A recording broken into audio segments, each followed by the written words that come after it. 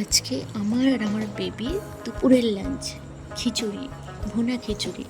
এই ভুনা খিচুড়িটা আমি প্রেশার কুকারে করেছি আলু আর পটল দিয়ে, আর কোনো সবজি লাগবে না। আর মুসুর আর মুগ ডাল দিয়ে করেছি, গুঁড়ো লঙ্কা বাদ দিয়ে কিছুটা পরিমাণ মশলা দিয়ে এই খিচুড়িটা করেছি।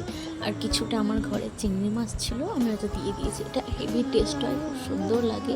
তোমরা যদি রেসিপিটা চাও কমেন্ট করো, আমি রেসিপিটা শেয়ার করে দেবো।